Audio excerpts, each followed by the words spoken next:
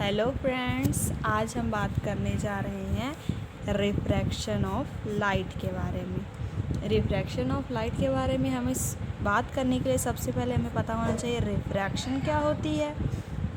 जैसे इससे पिछली वीडियो में हमने रिफ्लेक्शन के सारे टॉपिक डिस्कस किए, वैसे ही आने वाली और सभी वीडियो में मैं आपको रिफ्रैक्शन ऑफ लाइट के सारे टॉपिक अच्छी तरह क्लियर करवा दूँगी।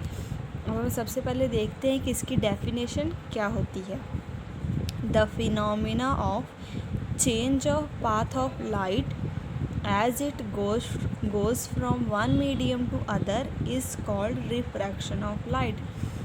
वो फिनोमिना जिसके कारण लाइट क्या कर लेती है, अपना पाथ चेंज कर लेती है।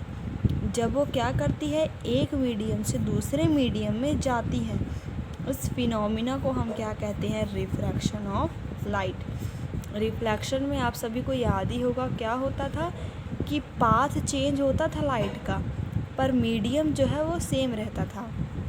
पर इसमें क्या होता है कि पाथ भी चेंज हो जाता है और मीडियम भी चेंज हो जाता है। उस फिनोमिना को हम क्या कहते हैं, रिफ्रैक्शन ऑफ लाइट। अब आप इन डायग्राम में देख सकते हैं, इसमें क्या हो रहा है, एयर क्या है, रेयर मीडियम है, और ग्लास क्या है, डेंसर मीडियम है। अगर लाइट रेयर मीडियम से डेंसर मीडियम में आती है तो ये मान लो कि ये हमारे पास NO एन डैश क्या है, नॉर्मल। तो वो जो लाइट है वो क्या कर जाएगी, टुवर्ड्स द नॉर्मल बेंड कर जाएगी। अगर लाइट क्या करती है, रेयर से डेंसर मीडियम में ट्रैवल करती है। ऑन द अदर हैंड, अगर लाइट क्या करती है, डेंसर से रेयर मीडियम में जाती है तो bend away from the normal, वो नॉर्मल से क्या होती है, दूर चली जाती है। ये तो हो गई हमारी इसकी कैरेक्टरिस्टिक्स। अब रिफ्रैक्शन के भी हमारे पास कुछ लॉज हैं। इसके कितने लॉ हैं, हमारे पास 2 लॉ हैं। फर्स्ट लॉ क्या है, रिफ्रैक्शन ऑफ लाइट क्या है कि इंसिडेंट रे और रिफ्रैक्टेड रे और नॉर्मल तीनों की तीनों रे क्या करती हैं, सेम प्लेन पे लाई करती है। इस फिगर में हम देख सकते हैं कि ये जो है ये नॉर्मल है, ये इंसिडेंट रे है, और ये आगे हमारे पास रिफ्रैक्टेड रे। तीनों रे कहाँ हैं, एक ही प्लेन पे है। हमें कोई 3 डिमेंशनल की ज़रूरत नहीं पड़ी इस तीनों चीज़ों को एक्सप्रेस करने में।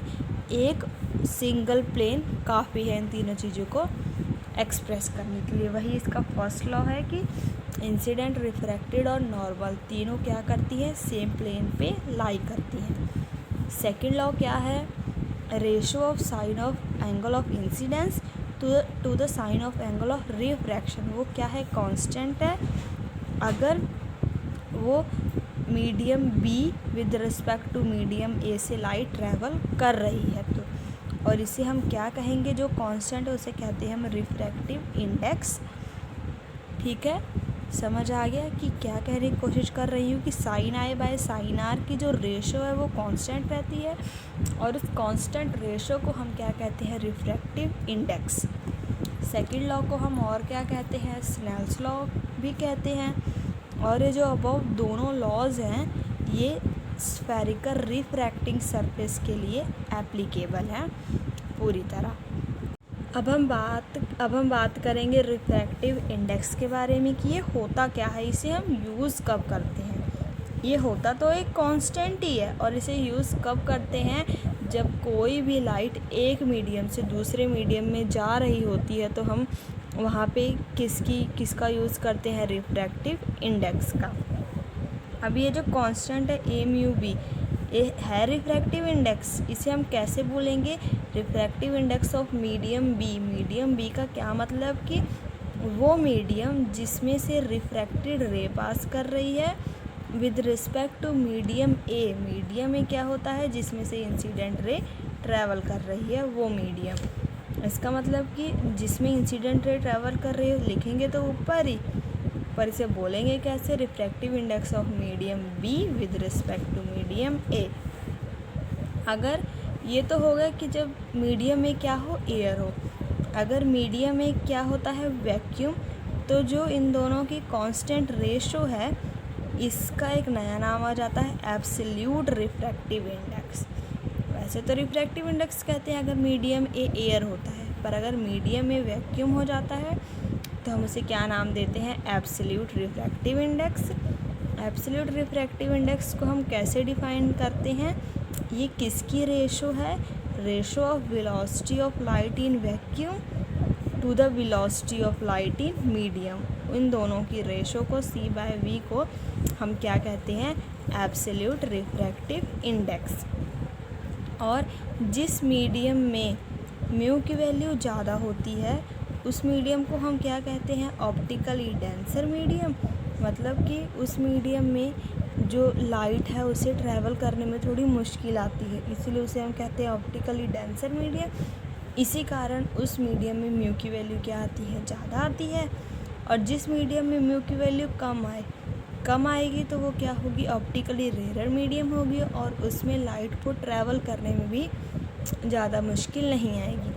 अब आप यहाँ देख ही सकते हैं कि रिफ्रैक्टिव इंडेक्स क्या है, वेलोसिटी, दोनों ही वेलोसिटी ही है लाइट की, एक वैक्यूम में है और एक मीडियम में है। इट मीन्स कि दोनों के जो सिमिलर क्वांटिटीज़ हैं, सिमिलर क्वांटिटीज़ होने के कारण रिफ्रैक्टिव इंडेक्स का कोई यूनिट नहीं होता। मान लो अगर हमने इसका लिख भी दिया यहाँ पे मीटर पर सेकंड डिवाइड बाय मीटर पर सेकंड, कट हो जाएगा, मीन्स कोई यूनिट नहीं आया हमारे पास। ये तो बात होगी हमारे पास रिफ्रैक्टिव इंडेक्स की। अब इसी में एक छोटा सा आर्टिकल है हमारे पास, refraction through a rectangular slab. इसमें हम क्या करते हैं, PQRS एक रेक्टेंगुलर स्लैब कंसीडर कर लेते हैं जो कहाँ पड़ा हुआ है, एयर में पड़ा हुआ है। मान लेते हैं कि AO क्या है, इंसिडेंट रे है, और O डैश क्या है, रिफ्रैक्टेड रे है, क्योंकि ये ग्लास स्लैब के अंदर से रिफ्रैक्ट हो रहा है और नॉर्मल की तरफ क्या कर रहा है, बेंड कर रहा है। ये I1 हो गया, ये R1 हो गया। इस पॉइंट पे ये जो रिफ्रैक्टेड रे है वो इसके लिए क्या करेगी, एंगल ऑफ इंसिडेंस का काम करेगी, इसलिए ये क्या आ गया, I2। पर असल में ये दोनों एंगल क्या है, वर्टिकली ऑपोजिट एंगल है, इसीलिए R1 और I2 एंगल क्या होंगे, सेम होंगे। और यहाँ क्या हो रहा है, डेंसर से रेयर जा रही है, इसीलिए जो रे होगी bend away from the normal कर जाएगी। और ये कौन सी रे होगी हमारे पास, इमर्जेंट रे। मेनली हमने इस आर्टिकल में ये प्रूव करना है कि जो एंगल ऑफ इंसिडेंस है मींस I1 वो किसके इक्वल है, R2, एंगल ऑफ इमर्जेंट के इक्वल है या नहीं है। अब इस फिगर में हमें दिख ही रहा है कि रिफ्रैक्शन हो रही है थ्रू रेक्टेंगुलर ग्लास स्लैब। अगर हम A मान लें एयर है और B मान लें ग्लास स्लैब है, A एयर को रिप्रेजेंट कर रहा है और B ग्लास स्लैब को रिप्रेजेंट कर रहा है, तो अगर हम स्नेल्स लॉ ऑपोजिशन पे लगाएंगे तो क्या होगा, जैसे कि मैंने आपको बताइए स्नेल्स लॉ होता क्या है, ये सेकंड लॉ है जिसके अकॉर्डिंग क्या होता है, sine of angle of incidence. यहाँ पे एंगल ऑफ इंसिडेंस क्या है, I1 है, I1 आ गया with by angle of refraction, refraction क्या है, R1 है।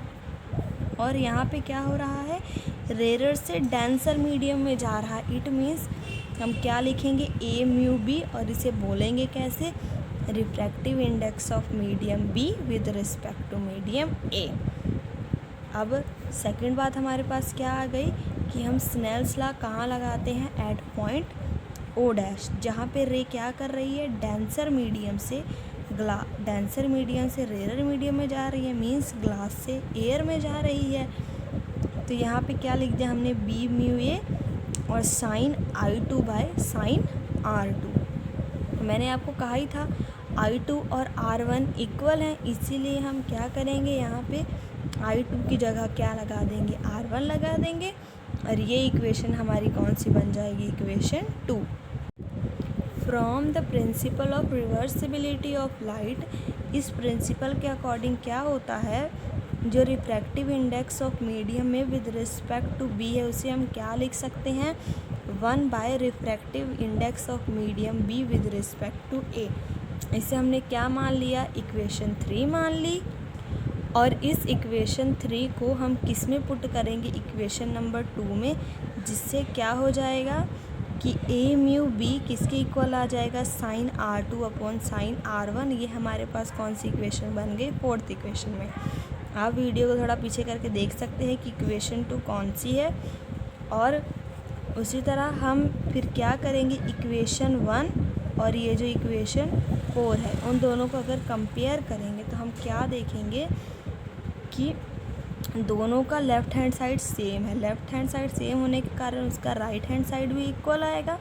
तो ये आ गया हमारे पास।